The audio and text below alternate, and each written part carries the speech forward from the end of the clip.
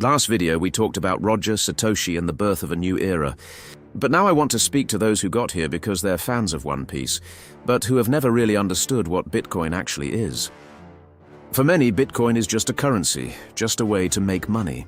In reality, Bitcoin is much more. It's a new way of being in the world of money. A way to get outside the control of banks, of imposed rules, of that system that looks like it was written once and for all. And that's exactly why it can be considered the true One Piece of 21st century pirates. Imagine the world of money as a closed port, controlled by a few. Banks, governments, institutions, everything flows through there. Everything passes through there. If you want to make a bank transfer, you must ask permission from a bank. If you want to buy something, your payment is monitored, recorded, sometimes even blocked. If the system has a problem, the banks decide how to solve it while you are just a name on an account. This, then, is the classic world of money, a system where all the power is at the center. Bitcoin, instead, is the first system that allows you to stay outside that center. It's not just a new currency. It's a new way of thinking about money. Money is not just numbers on a server, but public records on a global network.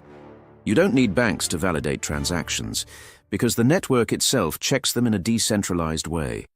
No government can decide, tomorrow we delete your Bitcoin. The network continues to exist even if someone tries to block it. In this sense, Bitcoin is the first tool that allows you to have real control over what you hold, your keys, your wallet, your access.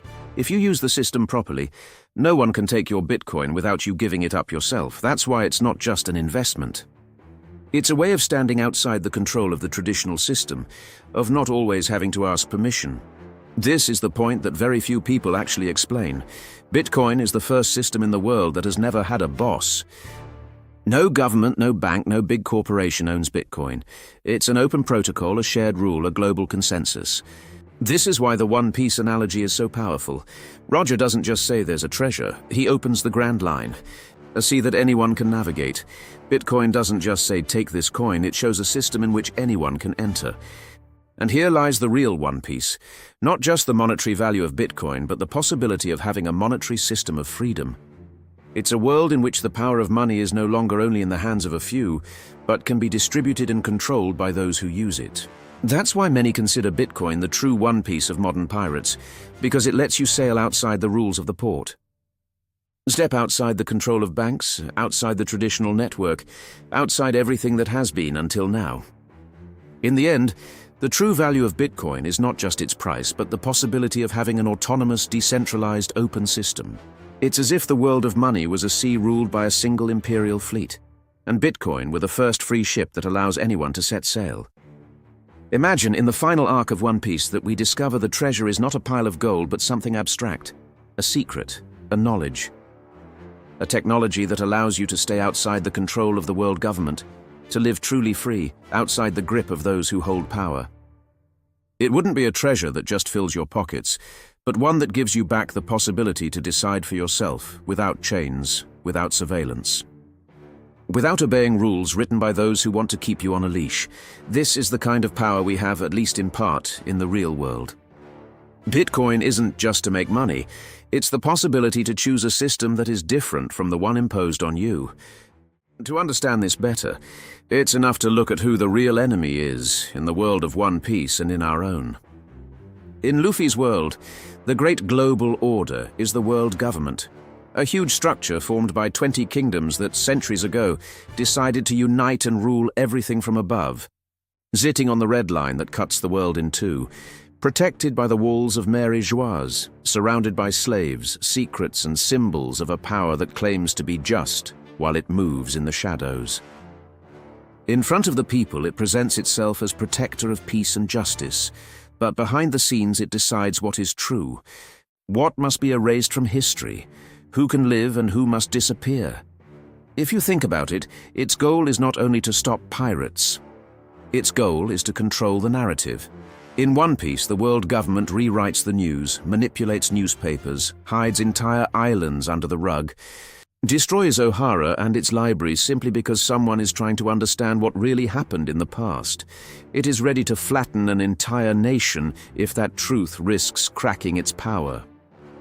It's not just about law, it's about total control. And to keep it all together, the government needs one thing: that people believe no alternative exists. Now let's move to the real world. Instead of the world government, we don't have 5 elders sitting in Mary Joyce, but we have central banks, large financial institutions, governments that decide how much money is created, who can access the system and under which conditions. On one side, they tell you it's all for your safety, for stability, to protect the citizen. On the other side, they can freeze accounts, censor payments, control where you move your money, decide which transactions are acceptable and which are not. They don't need to bombard an island, they just have to turn off a tap. Also here the point is not just managing money, the point is managing you. A bank account, a credit card, a loan, they are useful tools, but they are also anchoring points. Many people in the world suddenly discover that the money they thought was theirs can be frozen, blocked, limited. It's a bit like living in a kingdom that has signed a pact with the world government. You are protected, yes, but under certain conditions. And if you stop paying the price or stop following the rules, that protection ends very quickly. Bitcoin enters the scene here, as something very similar to the forbidden treasure in the world of One Piece. It is not perfect, it is not magic, but it breaks one pattern. It moves power from the center to the network, from the signature of a bureaucrat to the mathematics of a protocol. No one can sit on Bitcoin's empty throne and unilaterally change the rules. There is no hidden figure behind the scenes deciding who is allowed to use the system and who is not. The blockchain doesn't look at your passport, your bank account, your credit score. It only sees keys, signatures, blocks, shared rules. In the world of One Piece, if you break the pact with the world government, you risk a buster call, a total attack that erases not only who you are, but also the memory of what you've done.